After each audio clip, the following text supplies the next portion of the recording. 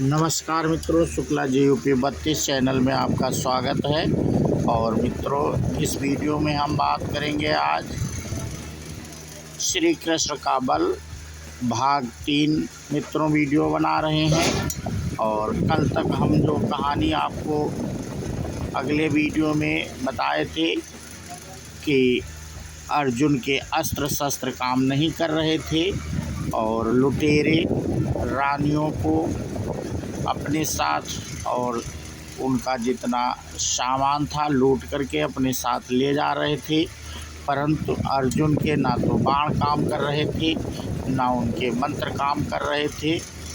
और उसी के आगे की कहानी मित्रों, सभी स्त्रियां कभी कभी अर्जुन को अपनी रक्षा के लिए पुकारती तो कभी श्री कृष्ण का स्मरण कर रही थी, किंतु उनकी पुकार भी निष्प्रभाव हो गई थी।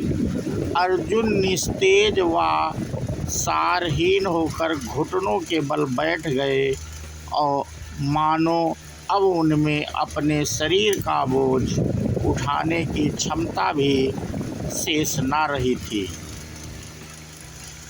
देखते ही देखते लुटेरे स्त्रियों व समस्त धन के साथ चंपत हो गए। अपने शत्रुओं को धूल चटा देने वाला महापराक्रमी वीर अर्जुन आज स्वयं कुछ लुटेरों से परास्त हो गए थे। वे अपनी इस दुर्दशा पर विलाप करने लगे और स्वयं को पुकारते हुए तीव्र स्वर में बोले, हे धनुर्धारी अर्जुन, हे श्रेष्ठ वीरवर कुंती पुत्र, आज तुझे क्या हुआ जो इन नीच पुरुषों के हाथों तुझे इतना अपमानित होना पड़ा। अपने जिन जिन अस्त्रों शास्त्रों व बाहुबल पर तूने कौरवों सहित अनेक दुष्टों का संहार किया, आज वह कहाँ लुप्त हो गया। अवश्य ही यह सब भगवान श्री कृष्ण के साथ रहने का ही परिणाम था, जो तूने बली महाबली राजाओं महाराजाओं को पलक झपकते ही परास्त कर दिया था। आज जब श्री कृष्ण साथ नहीं तो सब तेरा सर्वस्व नष्ट हो गया। यदि आज भी वे मेरे साथ होते तो ये मलेच्छ लुटेरे तेरा बाल बांका ना कर पाते। इस प्रकार विलाप करते व्यथित हृदय से अर्जुन इंद्रप्रस्थ लौट आए, किंतु वहाँ भी उनका चित्त शांत ना हुआ। तब वे महर्षि व्यास जी के पास पहुँचे और उनके चरणों में गिर गए। व्यास जी ने तो ब्रह्म देवता मुनि थे, उन्हें भूत वर्तमान भविष्य सबकी जानकारी थी, किंतु फिर भी उन्होंने अर्जुन से उनके दुख का कारण पूछा। अर्जुन व्याकुल स्वर में बोले, प्रभु, जिन भगवान श्री कृष्ण की कृपा से हम लोगों में बल तेज वीर पराक्रम भी श्री व कांति थी, वे हमें छोड़कर चले गए हैं। उनके बिना हम तिनकों के पुतलों की मनिंद शक्तिहीन व सारहीन हो गए। जिनकी दया से भीष्म जैसे अजय योद्धा भी मेरे सम्मुख आकर टिक न सके, वे मधुसूदन हमारा त्याग कर गए। जिनके यशस्वी प्रभाव से मैं और मेरा गांडीव धनुष तीनों लोकों में प्रसिद्ध थे, आज उन्हीं श्री कृष्ण की अनुपस्थित में तुच्छ मलेच्छों ने लाठी डंडों के बल पर मुझे परास्त कर दिया। हे महामुने, मेरे संरक्षण में कई हजार अनाथ स्त्रियां थीं। उन्हें उन पापियों से बचाने के लिए मैंने हर संभव प्रयास किया, किंतु मैं उन लुटेरों का कुछ भी बिगाड़ न सका। वे मेरी आँखों के समक्ष सभी स्त्रियां धन को सरलता से ले गए।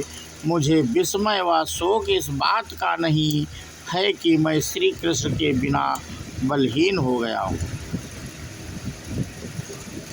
व्यथा तो यह है कि मैं नीच पुरुषों द्वारा अपमानित व परास्त होकर भी निर्लज्जापूर्वक जीवित हूँ। अर्जुन की व्यथा का बाबत जान व्यास जी ने शांत व मधुर वाणी में कहा, हे पांडुनंदन, तुम अब शोक व लज्जा का त्याग कर दो। यह सब जो भी घटित हुआ वह मात्र काल की गति के कारण ही हुआ है। इस सृष्टि में जो कुछ भी व्याप्त है उसे काल की उत्पन्न करता है, वही पालन करता है और वही संहार भी करता है। तुम मात्र यही सोचो व समझो। व्यास जी अर्जुन को समझाते हुए पुनः बोले, तुम्हारा यह कहना सर्वथा उचित है कि तुमने जो यश कीर्ति प्राप्त की थी वह श्री कृष्ण का ही प्रभाव था। उन्हीं की कृपा थी। उन्होंने ही पृथ्वी पाप मुक्त करने व उसका भार कम करने के लिए ही पृथ्वी लोक में अवतार लिया था। वह कार्य पूर्ण हो चुका है, अतः वे अपनी इच्छा अनुसार अपने परम धाम को वापस लौट गए हैं। हे पार्थ, इसलिए तुम अपनी पराजय से व्यतीत नहीं होना चाहिए, क्योंकि विजय व पराजय समय के अनुसार ही होती है। फिर वे बोले, जिस समय तुमने अकेले ही भीष्म जैसे अजय योद्धा सहित अनेक महाबलियों का वध किया था, क्या उस समय वे वीर योद्धा अपने से न्यून पुरुष अर्थात तुम्हारे हाथों परास्त हो मृत्यु को प्राप्त नहीं हुए थे? भगवान श्री कृष्ण की कृपा व प्रभाव से जिस प्रकार वे उस समय तुम्हारे द्वारा पराजित हुए और तुम्हें विजय श्री प्राप्त हुई, ठीक उसी प्रकार तुम्हें भी उन नीच लुटेरों के हाथों परास्त होना पड़ा, क्योंकि उन पर भगवान की कृपा थी। ये जगतपति श्री कृष्ण भिन्न भिन्न शरीरों में प्रवेश करके संसार का पालन व संहार करते हैं। जब तुम्हारे अभ्युदय का समय था तब भगवान श्री कृष्ण तुम्हारे सहायक बने थे, और जब वह समय व्यतीत हो गया तब वे तुम्हारे शत्रुओं के सहायक हो गए। अर्जुन शांत भाव से व्यास जी के एक एक शब्द को सुन रहे थे। व्यास जी पुनः बोले, हे पार्थ, तनिक सोचो, कौन जानता है कि इच्छा मृत्यु का वरदान पाए गंगा पुत्र भीष्म तुम्हारे हाथों मारे जाएंगे, और ऐसे वीरवर योद्धा को नीच लुटेरों के हाथों परास्त होना पड़ेगा, यह भी किसी ने नहीं सोचा था। परंतु काल के नियमानुसार दोनों ही बातें संभव हुई।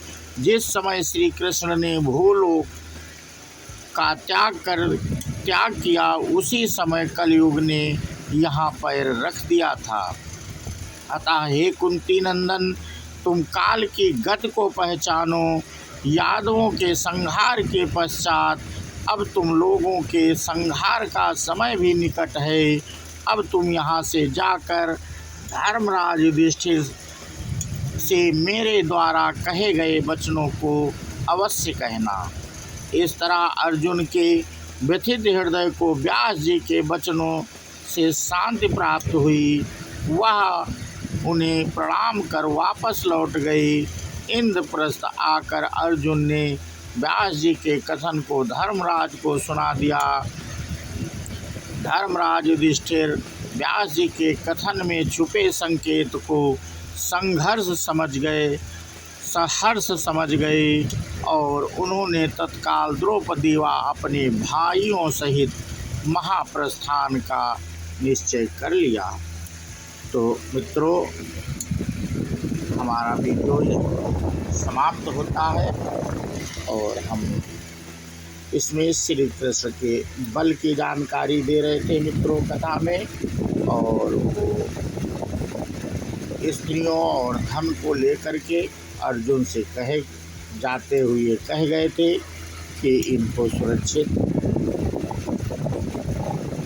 पहुंचा दीजिए, परंतु समय की गति को किसी ने नहीं देखा है और समय की गति समझने का कारण इन चीज़ों से मित्रों हमें यही मिलता है कि यदि हमारे पास धन बल आदि चीज़ें हैं तो उनका सदुपयोग ही करें और अभिमान ना करें, क्योंकि अभिमान जो है ईश्वर किसी का टिकने नहीं देता है। जैसे कि अर्जुन को अभिमान था अपने